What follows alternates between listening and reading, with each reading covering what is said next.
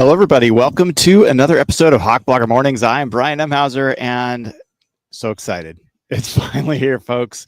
Day one of Seahawks training camp.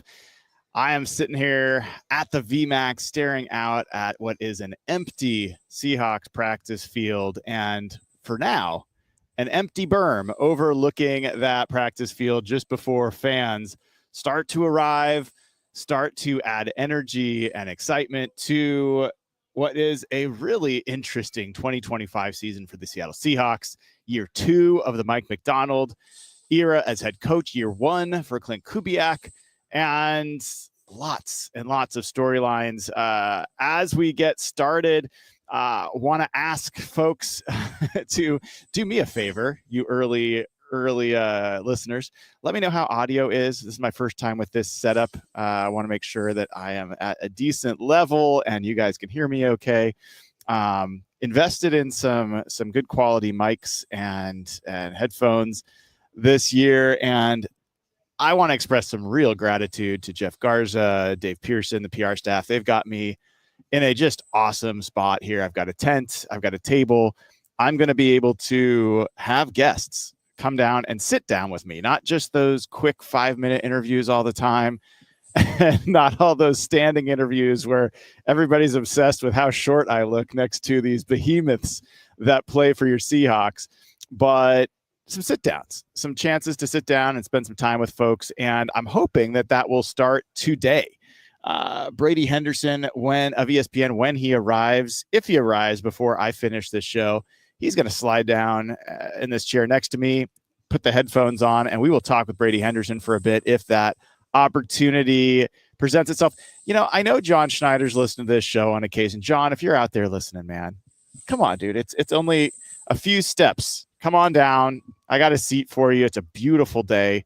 Could talk some Seahawks. Would love to have you here. Anyone on the Seahawks staff that wants to come over and celebrate the start of this season, please don't hesitate to come. Usually I have a very specific topic that I want to cover, and I've got research I've gone over. And in this case, this is kind of a celebratory day. And so there's a few things I want to cover. Some of them are going to be, little bits of news that have happened since the last time we did a show. Some of it is really just reflecting on what has happened in training camp past. What are things that I remember in all the years that I have gone to training camp, even before I was a reporter. I went to pretty much every training camp practice, at least the ones that were open to public, not the ones that were obviously only open to media. But I've seen stories unfold here. I've seen players emerge. I've seen seasons and careers, come crashing down. I've seen all the different things happen. And so I want to kind of go over, especially for folks that are planning to come to training camp, what you can actually discern from these practices, because it can be challenging. There's a lot of weird things going on. It's hard to tell which of them matter. How can you, get a feel for what you're looking at? I will tell you what I'm looking at. And I don't claim to be a scout or a professional in that regard, but I am somebody who, I think if you look at my track record, I've picked up on guys in these settings pretty consistently that have come and stood out, whether that be Richard Sherman in his first practice, Doug Baldwin, undrafted free agent before others were focusing on him, whether it be Brandon Browner. There's another number of guys, whether it was that Lofa Tutupu was slowing down, George Fant. There's a bunch of folks that I've paid attention to over the years that I think have turned out. There's some that haven't. Certainly don't bat 100 in that regard. So we'll talk about that a little bit. Also want to talk about the roster and where my eyes are going to be as this camp unfolds, because there are some really fascinating battles, and I have kind of it's not necessarily a logical order of which of those battles I'm most excited about, but I'll tell you where my eyes are going to be going as this camp starts. So before I get into all of that, please make sure you take a second to give the show a like, click subscribe. Let's get hundreds of likes on this episode. Man, this is going to be such a fun season. Last year at this time was my first training camp as a credentialed reporter. I was giddy. I don't even have my credentials yet hanging around my neck, but I remember getting those credentials, and I'll admit it, man. I'd ridden my bike in, I went into the restroom and I put the credentials on. I took a picture of sent it to my family. It was a proud moment. I mean, I know that for a lot of these guys that have been doing it for decades, it's just another day at the office, but that was a really special thing that I wasn't sure ever was going to happen in my life. And to get kind of access behind the scenes and to see how this whole thing works and to get to know the people behind the Seahawks, behind the scenes, whether it's Bailey at the front desk, who is just an awesome, awesome human. There's all sorts of the guys in the security group, the guys that help with parking, the women throughout, Julie and PR. Like, so many people I've had a chance to get to know, and they're just amazing.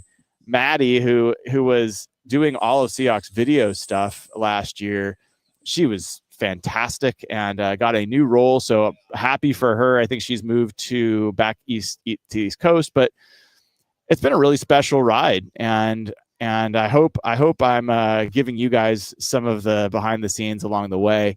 We got a lot of fun stuff planned for this season, and I can't wait to do it with you. So subscribe, go over to patreon.com/hawkblogger, sign up, and be part of the ride, be part of the community. So, all right. So, let's talk about some newsy kinds of things. I wouldn't say they're big pieces of news, but they are newsworthy. From a Seahawks specific perspective, the Seahawks waived Zy Alexander, and the cornerback. And this was a guy that they gave a decent guarantee to as an undrafted free agent to come in out of LSU, a big name school, to perhaps make the team, because corner is a place where there's opportunity for someone to step up and grab a spot.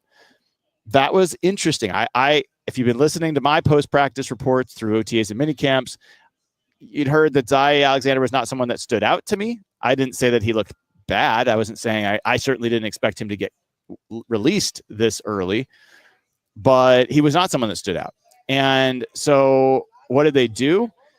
They signed Cam Alexander, a cornerback, who will take his spot in that regard. But also, because they released Noah Fant, there was another empty roster spot, and they signed Justin Rogers, a 338-pound nose tackle who was drafted in the 7th round, was on the Cowboys 53-man roster last year, but did not actually play for them. You'd have to think Adam Dirty has a little bit of information, even though I don't think he overlapped, because Adam Dirty was here last year. Justin Rogers, his first year with Dallas was last year. So I don't know, but maybe he's got still connections and has a little bit of info about this guy. I think we all want to see more competition at nose tackle. And one of the players that you have heard me talk about is Brandon Peely. We'll see today if Quinton Bohanna is off the sidelines, and there's Blitz saying hello, getting all ready for training camp. So I think Quinton Bohanna is a guy that obviously Adam Dirty has experience with from Dallas, was on the Titans practice squad. The Seahawks brought him over last year.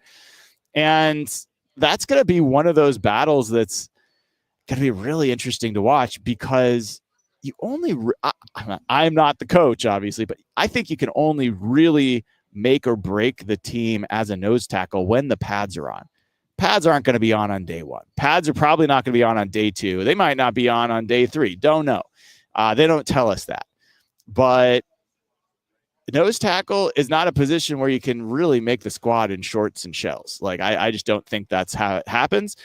But I am curious. One thing that you can do is be available.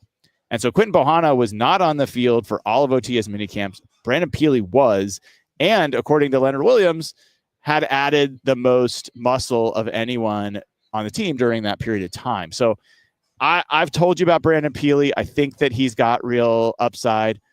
I don't know what the team's plans are at nose tackle and whether or not they're going to just, no matter what, have Jonathan Hankins on the roster. I don't know if there's a potential that if one of the young guys or two of the young guys step up, that they feel comfortable not bringing the 35, 36-year-old Jonathan Hankins with them.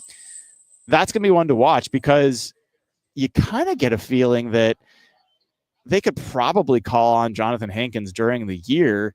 If they were to cut him, they could still probably call him during the year to come back. He might need some time to get back into shape, but I'm not sure another team would go and sign him right away if they were to let him go.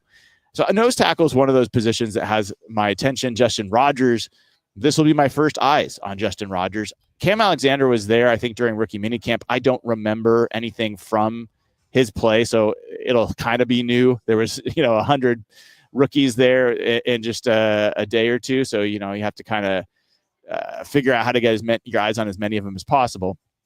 So that's the news in that regard. The other, I think, news is, from all signs that I've seen, Torrey Horton looks like he is going to practice. I have not seen, let me do a quick check on the socials. I have not seen any veteran players for the Seahawks show up on NFI or PUP other than Uchenna Nwosu. I am seeing some news here that Bobby Wagner is joining the Seattle Storm ownership group. That's pretty cool. So congrats to Bobby Wagner, man. He's a legend. We'll certainly have him back with the team, with the show another time. Yeah, as I'm scrolling through, I do not see anything else showing up in that regard. So first thing I'm going to look at, first thing I do when I get to these training camps is just verify who's actually on the field and who's not. That's step one. Step two for me when I get to these things and what I'm looking for is rotations, depth chart. And we are not allowed to report depth chart. I follow Bob Condotta's lead on that because when he publishes something, I feel like I can mention it. But officially, we're not supposed to talk depth chart. And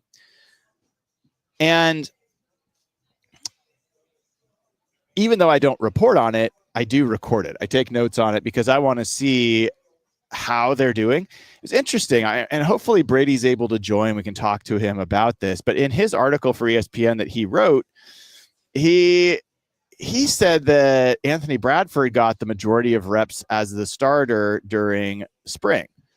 That's not what I saw. I saw Christian Haynes as the guy that was getting most of the reps at starter at right guard. That's the kind of thing that when I talk about depth charts, I'm looking for. I want to see who is the default at each position and rotations. Where are there the most rotations? Where are you seeing starters swap? So sometimes one guy's getting starter reps, sometimes another guy. That indicates a higher level of competition. I want to see if they're asking players to play different positions than what they were playing during the spring. Is Satawa Lamea still exclusively backup left guard? Is Bryce Cable now still exclusively a third string right guard? Is there any change in the rotation at tackle? Mike Jarrell, you've got Mason Richmond, the 7th round pick. So those are the kinds of things. And then after you kind of figure out depth chart, I would say another thing is sub packages. I look at that as well. So I'll be looking to see defensively, especially when they go to nickel, when they go to big nickel, when they go to certain third down packages, who's moving inside, who is the rush ends, who is kind of rotating in different spots. I'll be certainly looking to see when Byron Murphy is playing at nose versus when he's playing at 3 tech or one of the other positions along the line. So like the first day or two is just literally getting the landscape mapped out to figure out, all right, here's who's out here, here's who's not, here's where they're being used, here are the rotations, and that kind of sets the stage. It's the menu. And from there, the things that you can actually focus on and learn from at a training camp practice, even without pads, first thing is going to be 1v1 drills with receivers and cornerbacks. That's probably one of the places where you can learn the most in these kinds of practices.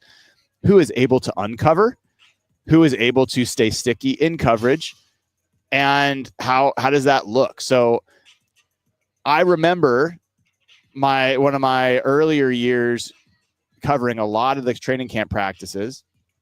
I was covering Chris Carter, who was a wide receiver, a slot receiver. He was an undrafted player, someone I had gotten to know.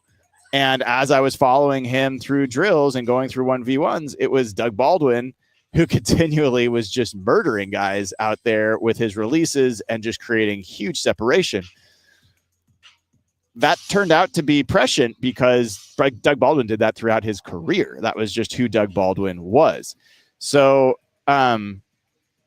we will see if there's any receivers. Like, for example, today, I'm absolutely going to be watching Torrey Horton, assuming he's out there. I'm going to be watching all of these receivers in 1v1 to see if anybody is able to create consistent separation. And that separation can come at the point of like in and out of their breaks, which is for me the most important because that's generally something that is more repeatable across different types of defensive backs.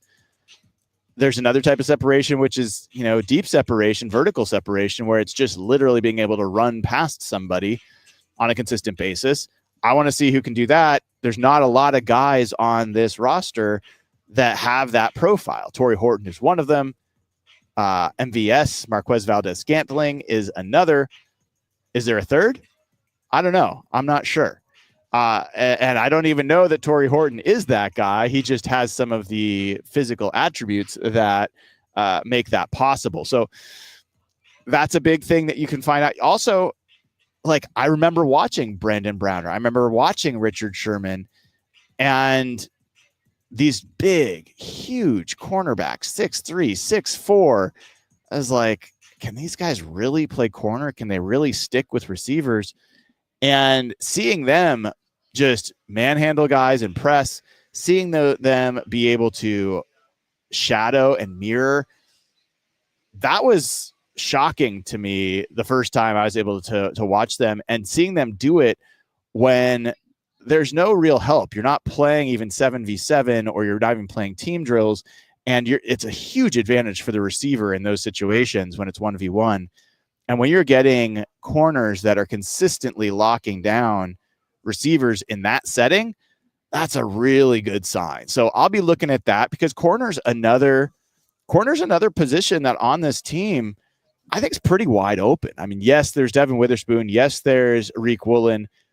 After that, I think Josh Jobe and Shaquille Griffin are pretty much locks and are going to get a lot of opportunities. After that, Nehemiah Pritchett was on the team last year. You know my thoughts on the fact that I think he's going to have to step it up big time if he wants to be on the roster again this year. You've got Shamar Jean-Charles, who they signed as a free agent, but is not established as a player in the NFL. Demarion Williams, also a free agent, but not a super established guy, more of a special teams guy. And then from there, you're talking about Isis Waxter, an undrafted free agent for Villanova, Tyler Hall, Cam Alexander. It's a pretty open group. I'm looking at Michael Bumpus and Stacey Ross. These are the pros. They're already eating the free food. They're already celebrating the sun. They know what they're doing out here. They're coming out to their crew. So I think cornerback's a spot that's got a lot of opportunity for the right person to step in there and make the team. I don't think it's even a matter of practice squad. I think there's going to be one, maybe two guys that make the team, and that assumes everyone stays healthy.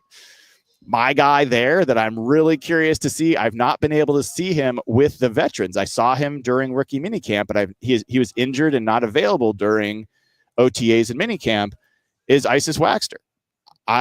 He's got the physical tools and the profile to be a guy that I think can be a story in camp. So I'm going to be eyes on him once he is out there. All signs are that he's going to be out there. And on the wide receiver side, that is a massive battle for this team, because yes, you've got JSN at the top. Yes, you've got Cooper Kupp. MVS is your veteran.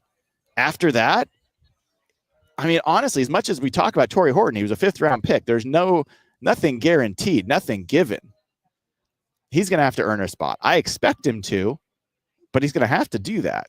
Jake Bobo, if Brady Henderson gets here in time and can join us, he didn't have Jake Bobo on his roster. He did not have Jake Bobo on his 53-man roster. I don't think that's crazy. Jake Bobo's got a lot to prove, and Jake Bobo, yes, is an excellent special teams player. Yes, he's an excellent blocker. Yes, he's got good hands. I think he's a good target. He's beloved on this team. He's kind of everything you want, other than he's not been a big play receiver. And you have to ask, can they afford to have another receiver on this roster who is not a playmaker in that way, who cannot stretch the field? You also have to think about a guy like Steven Sims, who is a kick returner, a punt returner, has a clear role there. And the coaches remember how much of a embarrassment the return game was last year. That Jets game, let's not even talk about the amount of fumbles on kickoff returns. D. Williams, who's a great kid, came in to be a punt returner, fumbled, multiple times in the Broncos. Like, it was ugly. He was let go early in the year. So the return game was a real problem, and they were chasing it all year long. Steven Sims, they know, is a guy that's done this his whole career and has been sure-handed. So he's got a pretty big leg up to make the roster. But if he does, that could easily mean that Jake Bobo does not. And for what it's worth, that's who Brady Henderson had making the roster over Jake Bobo, is Steven Sims. He also had Torrey Horton making the roster. So even beyond that, Cody White's a guy that I think he has a golden opportunity. I think this is a guy that works his tail off before, during, after practice. I think he's got a lot of respect in that locker room and among the coaches. He's the kind of guy that you're like, he doesn't have the pedigree to where that he's getting these opportunities to just, like, by default be expected to be the starter or even on the team. But there's this sneaking suspicion that if you really just believed in him, if you gave him the chance, that he could be someone like a Gabe Davis, who I compared him to yesterday when we were talking about some of the potential guys that they could add to this team. Cody White is a more complete receiver than MVS. I'm not saying he's a better receiver, but he's a more complete receiver than MVS. And unlike Jake Bobo, he does have a little bit of the explosive element to his game. He had a pretty darn good game when he got a chance to play last year late in the season when DK Metcalf was injured. So yeah, 1v1, receivers versus corners. But it goes beyond that, because I also like to see the running backs in receiving routes. And while I think there's a lot of reasons to be excited about Damian Martinez as a guy that I think might be like right up there as most talented as a running back on this group and this roster, I think he's a really, really good player. I haven't seen him as much as a receiver, so I want to see what he looks like when he's out in routes. I want to see how natural he is catching the football. I already know that about Zach Charbonnet. I already know that about Kenneth Walker. I have a pretty good idea about Kenny McIntosh. But for Damian Martinez, I want to see that. I'm fascinated by what's going to happen at the fullback position. Now, the expectation is that Robbie Oots and Brady Russell are going to continue their battle that they started during OTAs and minicamps to see who will be the starter. But now with Noah Fant gone, do we see Brady Russell taking more reps at tight end? Do they default to Robbie Oots being the fullback and getting all the reps at that position? I have a feeling they're going to keep that competition going because it's important that they have multiple players who can fill that position. You never know if there's an injury. You never know if there's any number of other things that could change there. But I'm going to be watching that closely because I think Brady Russell's a guy that they want to have on this team, and I think Robbie Oots is as well. We'll call this the first bald eagle sighting of the 2025 Seahawks training camp, flying over this beautiful cloudless blue sky here at the Virginia Mason Athletic Center.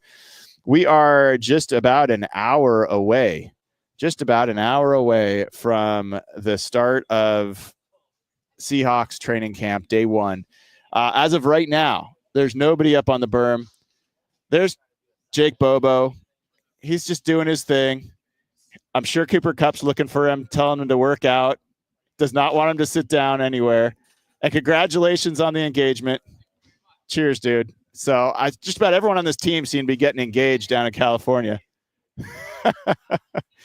But this is a super special time. I mean, we as fans obviously are just like locked into who's better and who's going to make the team win and all that stuff.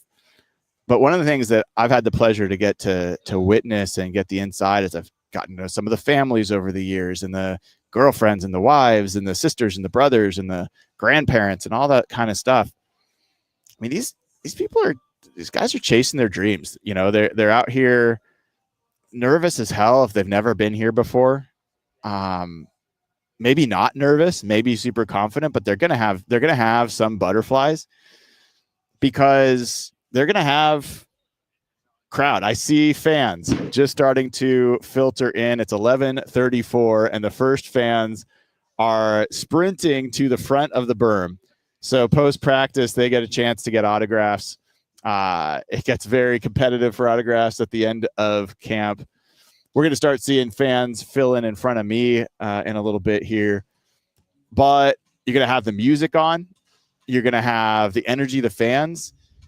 And there's nowhere to hide, right? Like there's cameras set up. There's a replay video. Like this is the start of these guys. You start with 90 players. Only 53 make the squad, 16-man practice squad. So, you know, you get up to almost 70 players. But that means, you know, at least 20 guys that are here now aren't going to be on the squad. Might be more than that, depending on how health, durability, other things change.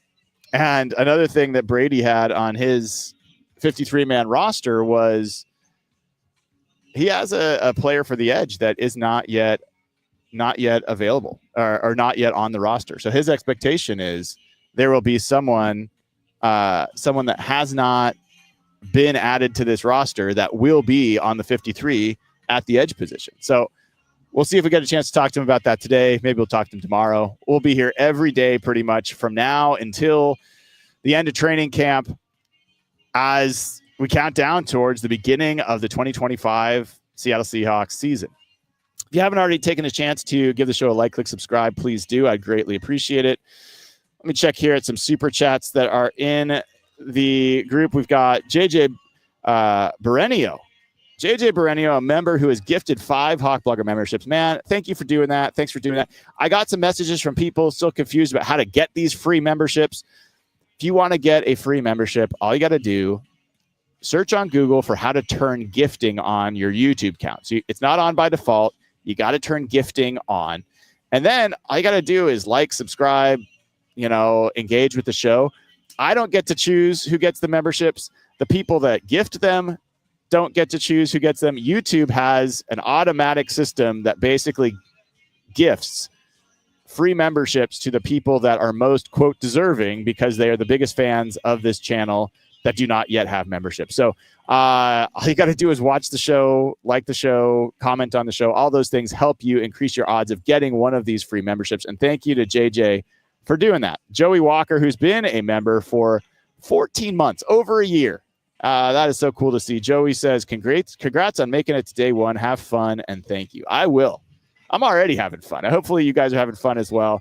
I will be with you after practice as well for a post-practice episode. I'll give you an immediate response. I will be first attending the Mike McDonald press conference. So I'll be talking to the coach. I've got some good questions. Good from my perspective that I want to ask the coach. And then I will come back to this spot and I will do a post-practice report. So We're going to give in all sorts of content. If you're looking for Real Hawk Talk, which is usually on Wednesday evenings, for at least this week, we're going to do it tomorrow night, Thursday night at 6 p.m. Pacific time. Evan Hill, Jeff Simmons will be back on with me tomorrow night. So looking forward to that. We'll talk about what will have been the first 2 days of practice by then. So keep an eye out for that. And then the next super chat we've got also for JJ Barenio, who's been a member for 14 months, man. He's got the same longevity as Joey Walker, which is awesome. He says, just sharing the love for the Hawks. Well, thank you for your generosity. Appreciate it, dude. That's awesome. So let's continue talking about this roster. And then I'm going to talk a little bit about some NFC West news that I don't think we talked about yesterday on the show that I think is worth covering and just staying on top of. So the next roster conversation for me is I think Drew Lock makes this team almost certainly. There is an outside chance that Jalen Milroe performs well enough that they have to really think about whether or not they want to keep 3 quarterbacks, especially because, assuming they want to use Jalen Milroe on game day, they are going to have 3 quarterbacks active, or they would have only Jalen Milroe active, so he would essentially be the backup quarterback, and Drew Lock would just be kept around in case there was an injury, and they'd want a more extended backup starter. So I think that's a question. You saw Will Levis of the Titans go down for the season, I think yesterday or 2 days ago, whatever it was. Are we sure that there's not going to be any other team in the NFL that's going to want to make a trade offer for Drew Lock that's appealing enough that the Seahawks are like, yeah, let's just roll with Jalen Milroe. And then if we need a veteran backup, we'll go into the bargain basement and sign somebody. I don't think that's out of the question. I think it's a possibility. I don't think it's the most likely outcome. But I think the only way that they'd even be comfortable considering moving Drew Lock in a trade or just straight releasing him would be if Jalen Milroe is making huge strides from where he started the season. Now, again, I don't think it's the most likely, but I don't think it was most likely that Russell Wilson was going to end up as the starter as a rookie either. This isn't even ending up as a starter. This is just, can he show enough to be a backup by the end of the preseason? That's one to watch. So certainly something I've got my eyes on. The tight end group, I'm really curious about. With Noah Fant out, we all have our assumptions on what that's going to mean for Elijah Arroyo, AJ Barner, Eric Saubert. I want to see what it means for Nick Callerup. I want to see what it means for Marshall Lang. I want to see, when they're using 2 tight end sets, who are the first 2 tight ends out there? Are there any different combinations that they're using? I think the tight end position is going to be used much differently than it's been used in past years for the Seahawks. It's going to be used much more than it's been used in past years. You might have your second highest, player on this team in terms of receptions, maybe even receiving yards, maybe receiving touchdowns, could be a tight end. And this is a franchise that somewhat infamously has not had a lot of big production from the tight end position. This offense really features the tight end. This is the offense that had Juwan Johnson as their, number 2 receiver last year in New Orleans. It's the offense that George Kittle is, been putting up all those numbers for all those years down for the 49ers. You've seen, Jonnu Smith for the Dolphins, like all these offenses tend to leverage the tight end that are off of the Shanahan-Kubiak tree. So I think everyone jumps to the assumption that Elijah Arroyo is just going to get the snaps that Noah Fant was getting and is going to be used in that same way. That's probably what's going to happen. there's a chance that what this means is AJ Barner's your number one tight end, and maybe he's going to be out there the most. And Elijah Arroyo has a specific role that he's going to play. He is a rookie. There's a lot left to prove there. But I am curious. I'm curious what's going to happen at that tight end position, because you've had a change. That's a place where there's been change since the last time we saw these guys on the field. I'll also be looking from a defensive tackle perspective. I'm really curious. This is a big camp for Mike Morris.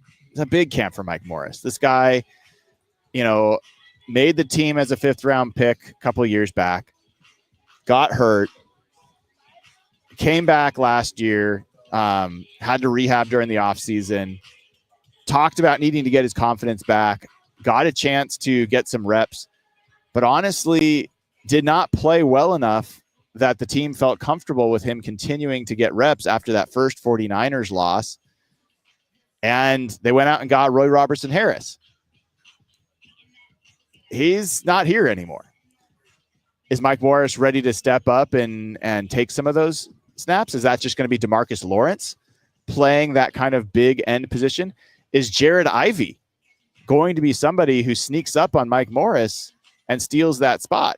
Right now, I've got Jared Ivey as an edge, somewhat similar to what DeMarcus Lawrence is doing, but I think Jared Ivey's big enough that he can slide inside. We probably won't know as much on that one until pads come on, but Jared Ivey is a guy to watch because I think that he fits. One of the things you find in the NFL and you find in these training camps is so many folks are focused on the 40 times and speed and explosiveness. And Jared Ivey does not have those things.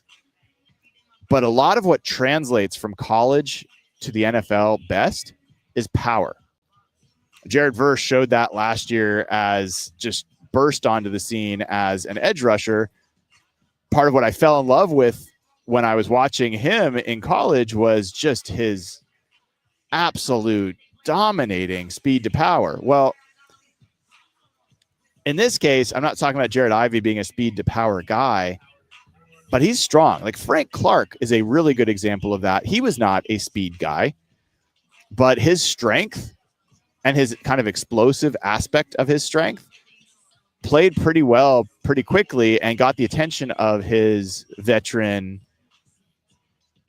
teammates. So Jared Ivey's a guy I am curious to see exactly how he fits. Right now, I think he is being used as essentially a backup to DeMarcus Lawrence as kind of a big end role. But I do wonder if he ends up challenging Mike Morris a little bit. And as of now, the guys that I think are going to push Mike Morris otherwise are like J.R. Singleton, who was an undrafted free agent who's flashed a little bit. Anthony Campbell, undrafted free agent from Miami. I don't know if those guys have what it takes to really challenge Mike Morris. The guy that eventually is going to really push Mike Morris is Riley Mills. And Riley Mills is going to start. He started on PUP. We don't know when or if he's going to play this year. I know he's going to be out there during practices. I know he's going to be getting as many mental reps as he possibly can because that's just kind of how he does. But I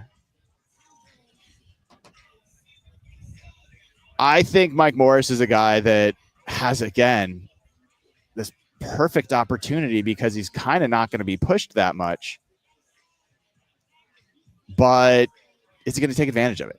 Is he going to take advantage of it? Is he going to take the next step? He got married this offseason. Congrats to him on that. Great guy. Certainly cheering for him. But there's a lot that has to go right for him that, frankly, just hasn't yet. Other battles, other things that are worth looking at. Obviously, the backup linebacker, inside linebacker position. I have a pretty good idea what's going on there. I am curious how Jamie Sheriff's going to show up as a guy who's really made his name as an edge rusher and a guy that just piled up sacks last preseason, I should say. He's now moved to off-ball linebacker. Is that, he had some good practices in that way. Is it good enough to really challenge for a roster spot, or is he still going to be a practice squad guy?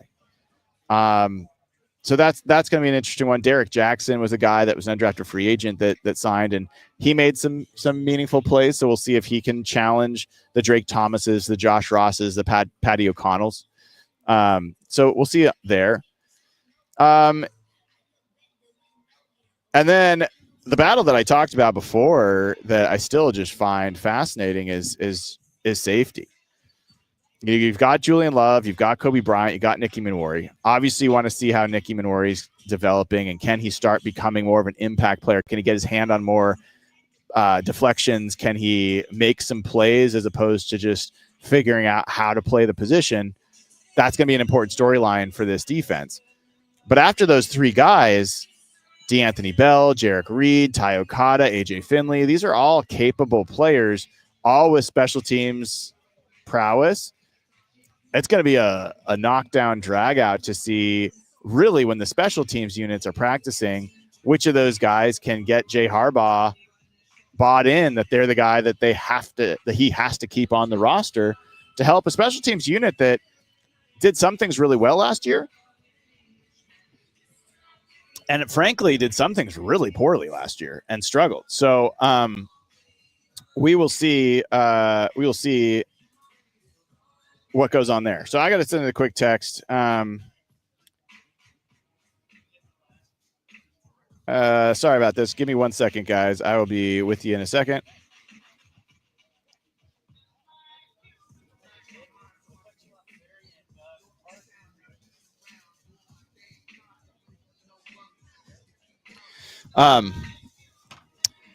So that kind of gives you I pretty much went through every roster position, every position group, and the battles that I think are out there and what we're going to be seeing in just a little bit over an hour. And in past years, there have been guys, the Kason Williams of the world that have absolutely had amazing training camps, amazing preseasons, and then didn't make the team and didn't amount to that much as a player. I think that wide receiver is one of those positions where there can be fool's gold. Running back, we have seen the Thomas Rawls story where he comes from an undrafted free agent to actually being an impact starter. We've also seen the Justin Forsett story, similar kind of thing there. But there's also been other guys that have had splashed preseasons at running back that don't amount to much. We have seen at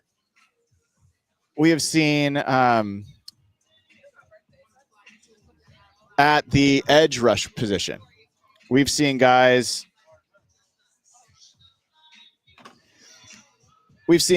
that like Nick Reed, the famous Nick Reed. And he's blown up, and he actually played so well that they kept him on the roster. He ended up being nothing. So there are situations where you get guys that play really well in these situations, especially in the preseason games where sometimes they're going against second, third, fourth string guys, especially if they're going against guys in preseason games that aren't going to be in the NFL. You got to be careful about which part of the game you're giving guys credit for. But we have seen the Doug Baldwins, we have seen the Brandon Browners, we have seen a number of the Jermaine Curses. We've seen undrafted free agents come out in these settings and earn spots. And so that starts today. That starts in about an hour, and we'll figure out from there which of these guys going to fit in that mold. All right. Make sure you give the show a like, click subscribe. I don't think we're going to have Brady Henderson on this episode. I'm probably going to record an interview with him and might play that for you tomorrow. So we'll see about that. I might do another show in a bit.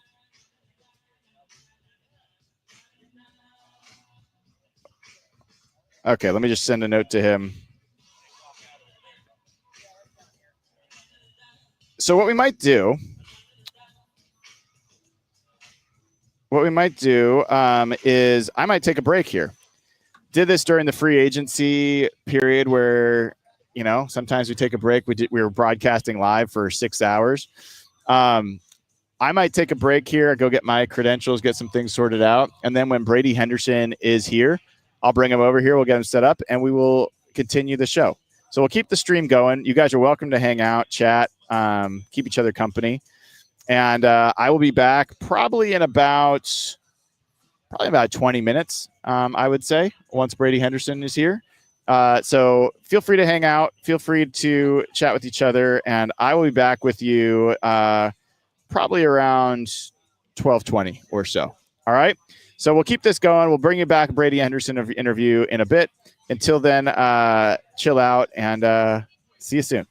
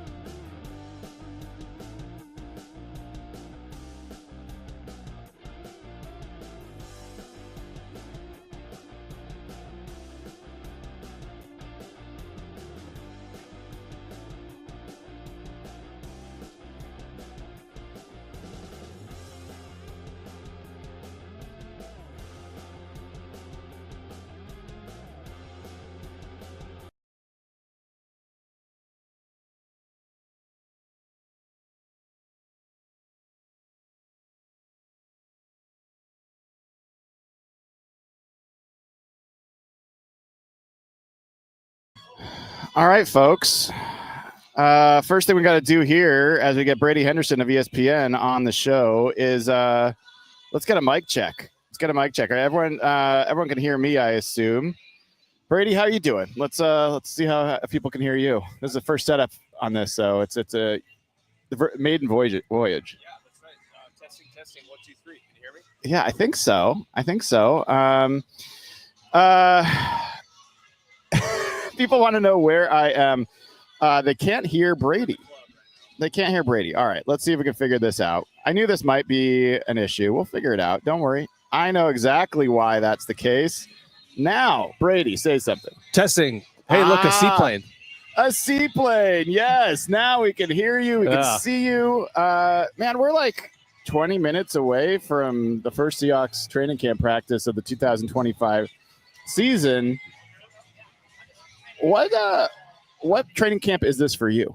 How many has this been? Well, it's a little nebulous because I sort of like started covering the team in 2010 when I got a job at what is now Seattle Sports, the radio station. I was running the website there. And so I was kind of out here part-time in 2010, but and I slowly, over the years started covering them more and more frequently. But for ESPN, I started in 17. So I can't do math, but I think that's 8 or 9, something like that. I'm going to ask you a question I ask players all the time. Yeah. If you could tell little Brady Henderson in 2010 something that you know now that you didn't know then about how to cover training camp better, what would you tell him? What did you think then that you don't think anymore? What have you learned that has helped you cover training camp better? I don't know if it's something I've learned so much as something I've just adapted to when you cover a team for kind of a more national outlet like ESPN. I mean, they really want you to focus on kind of the bigger name players. And so, anybody who like reads what I write on ESPN.com, I'm typically not going to be writing about, the right guard battle. I'll tweet about it and I'll certainly observe it. But I'm going to spend most of my time on kind of the things that are more important to like the national audience, just because that's kind of what we're told to cater our coverage to. And so, I don't know if, back when I was, in 2010, I was writing for a local website. And so I was more kind of focused on kind of covering everything. But now it's really about focusing on the things that, your average like fan who's watching or reading your coverage from who knows where in America, not just the diehard Seahawks fans. But it is a balance because, I still am writing for those people as well. And I still want to write about, I still want to make sure I'm on top of the right guard battle or the number 3 cornerback job. And so it's just kind of like this balance of making your employers happy and also, the people who come to you for the real hyper-focused stuff as well. Well, it's a weird kind of world that media folks live in for training camp, because like these are kind of your coworkers, but they're not. You don't really work with these people directly, but you see Bob Condotta, you see Greg Bell, you see all these folks that you don't see maybe for a while. It's a little bit like a reunion or a back to school. I don't know. But it's an interesting vibe. You see all these people and they're all they have the same kind of feeling, which is, oh, great to be here. It's also like, oh, it's the end of summer break.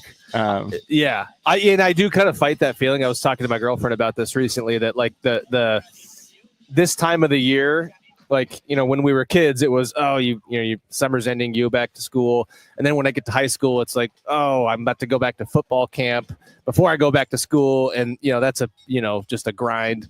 And now it's like, oh, I'm going back to work to, training camp, which is, I hesitate to say that it's a grind for people to cover it, because we're not the ones out there like, throwing our bodies around and getting the crap beat out of us and everything. But it is, in our way, coverage wise, it is, I guess, it's just it feels pretty long, and but again, we have the best job in the world. We get to watch football for a living. So there's no complaining. But you see that schedule, you see six days out of every 7 you're going to be here, and it's a lot. But we get spoiled because for NFL reporters, there's nothing that happens in those 6 or so weeks between the end of minicamp and the start of training camp. So it's like that's kind of summer break to some degree. So it's a real stark contrast. So you wrote an article for ESPN. I think it went out yesterday. Am I right? Where you had your 53-man roster projection? Yes. In there. Yep. You were a little sly with your 53, my friend. How so? You put in there a player not currently on the roster. Yeah. Makes it at edge. Yeah, and I wasn't trying to say I know the exact player. I'm just saying it's going to be. I think that's a spot that they're looking to fill. Just given Uchenna Nwosu's situation, and I don't know about you, but I have really not gotten the vibe from kind of how coy they've been and how mum they've been about Uchenna Nwosu's status.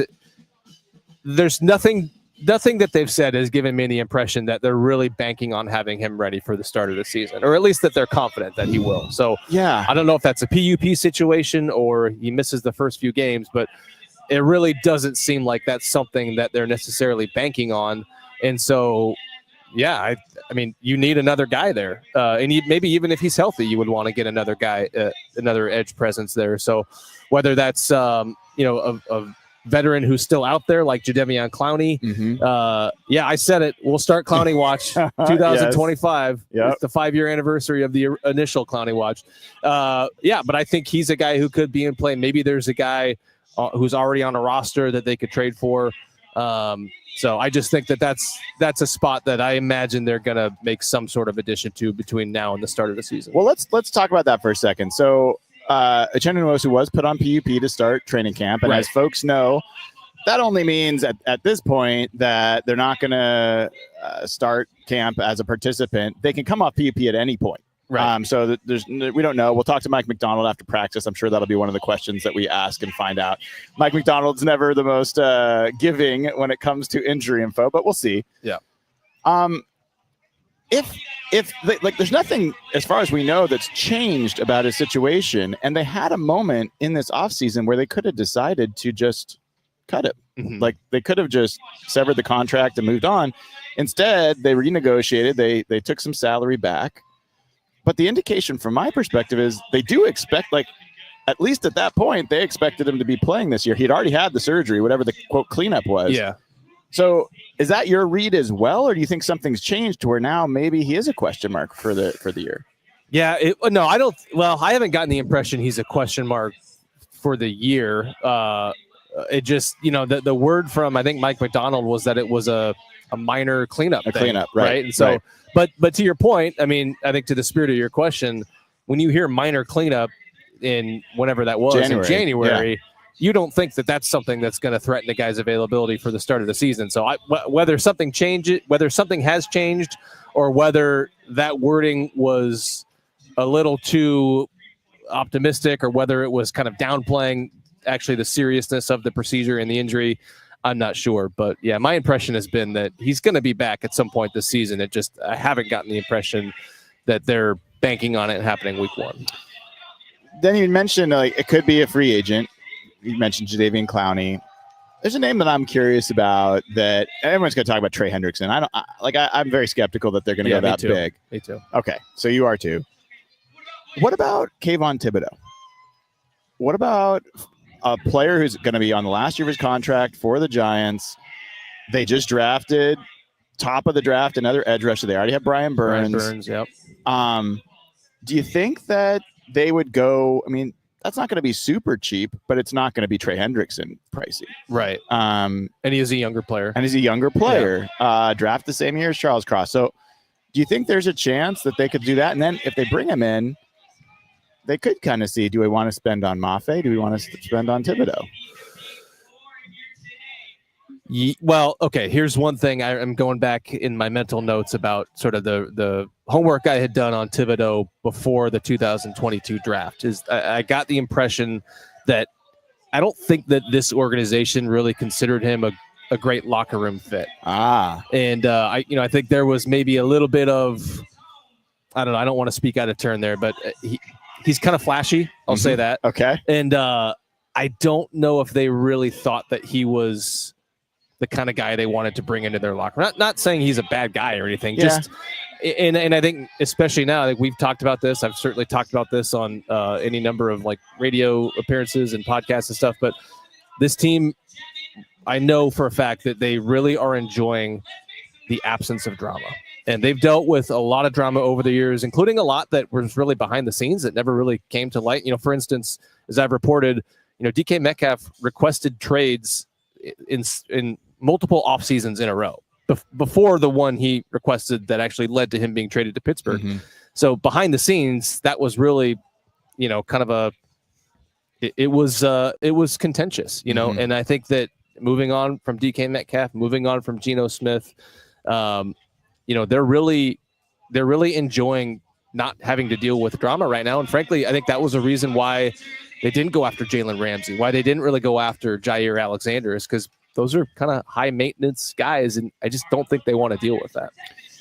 So if it's not that, do you think that class of player, do you think that they're looking for a Trevis Gibson kind of player that's just very clearly a backup? No, I think it's something in between that. Mm-hmm. Yeah, and maybe there's a guy out there who's got some familiarity with Mike McDonald. I don't think it would be a situation where they're going to spend they're going to break them. And look, the thing to understand with Trey Hendrickson is if you look at their MO with, trade acquisitions, they've never traded for a guy, and not since Percy Harvin, I should say, have they traded for a guy and paid him right away. Mm-hmm. And the reason they haven't done that is because they did it with Percy Harvin and it blew up in their face, and it caused a lot of resentment. Guys who had been playing in Seattle for a few years said, hey man, you're going to bring in this guy who hasn't played a down of football for this team, and you're going to pay him, and all of a sudden I'm on a rookie contract and this guy's making 10 times more than me. So I think they realized that approach, in addition to being risky and paying a guy that you don't really know what he's all about, it does cause issues in the locker room. So anybody that they do acquire, if it is a guy who's on another team, I don't think it would be a situation where they pay him right away. I think they would take the contract as it is. All right, I gotta ask you a test question here. Okay, this is a tough one. So Blitz is the main mascot for the Seahawks. Yeah, I just saw the other guy walking across, the other mascot. Do you know what the name of that other Seahawks mascot is? That's tough. I wouldn't have been able to know, but I saw the back of his shirt. I didn't know. It's Boom. At least if that's what his shirt says. But I don't know, man. Two mascots. This was just a test. See how deep you go at ESPN. Well, I failed. So there you go. I think it's incomplete. We'll test again later. So obviously you get here, you look at this Seahawks roster. Everyone talks about Sam Darnold. Big storyline. What else? What else do you think shows up here as top storyline to pay attention to heading into this training camp? Ooh, the top storyline. Well, we already talked about kind of what else they might be looking for on defense. I think the other one is who's going to get paid. Mm-hmm. And, we all know this is the 2022 draft class. Those guys are all eligible for extensions right now. This is kind of their sweet spot, the time of the year where, they've preferred to get a lot of those deals done, or it's just kind of happened that way. I think not by coincidence that, think of Julian Love last season, Uchenna Nwosu before that. They tend to get a lot of deals done early in training camp because they like to focus on free agency first and then the draft, and then they kind of take stock of everything and they start working on deals. And this a lot of times is when they come together. So I think the name to keep an eye on, and I wrote about this on ESPN.com, is Kobe Bryant. And he may not have totally been the first guy that a lot of people would think of as an extension candidate because, they've got Julian Love. They spent the second round pick on Nick Emanwori, but they really like Kobe Bryant. And as we saw throughout the spring, and as we heard them say repeatedly, Nick Emanwori, at least to begin with, is going to play at the second level. Yep. He's listed as a safety, but he's not really going to play safety. And so, and it's just become clear, I think, how high they are on Kobe Bryant. And so for those reasons, I think he's a guy to keep an eye on as somebody who could get extended. As far as I know, Uchenna Nwosu is the only vet that was put on PUP. Are there any other? Obviously, there's NFI with Riley Mills, and I think there's one other player I'm forgetting that's still on there. But anyone else that you've heard of? Like, it seems like a pretty clean bill of health coming into camp.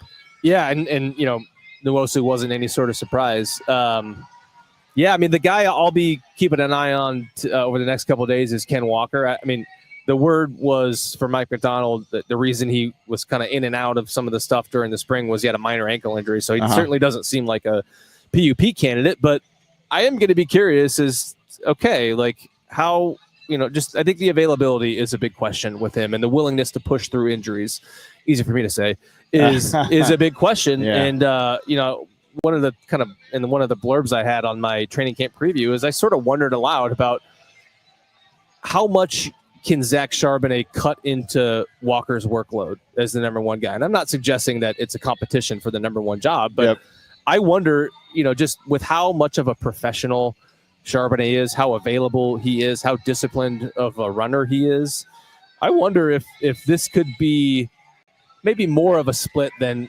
people realize. I mean, I'm not saying that it's totally up for grabs, but and also based on what we saw from Charbonnet last season when he took over that role while Walker was out. Here's the thing, Brady. We'll wrap up here as practice is about to begin. I think what people forget is in the past few years, the person who was the number one running back was getting the bulk of the reps because there weren't that many reps either. Mm-hmm. This is going to be a team that runs more often. There should be significantly more reps to be had as a runner, which means that they can potentially share the load and still have as much or more in terms of carries as they've had in previous years. Yeah. If the pie's growing, the percentage can split and still have a lot there. So how much this team runs, I think, is going to be a storyline. How good they are at doing it, obviously, is going to be key.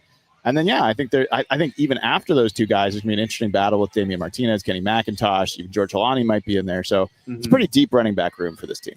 It is, yeah. And in my 53-man roster projection, I sort of took a stab and put Damian Martinez in there as the fourth running back over Kenny McIntosh. I didn't pick that with any level of confidence. I just, I think that they need to see, it's been 2 years with Kenny McIntosh, and he hasn't really forced his way onto the field. To your point, last season, like you said, there weren't enough opportunities to run the ball for him to really get that many chances. But, he was way more talented than a seventh round pick. Yes. And you only have seen flashes of it. And I think, there's a reason they spent another draft pick on a running back because, Kenny McIntosh really has not, grabbed hold of that number 3 job.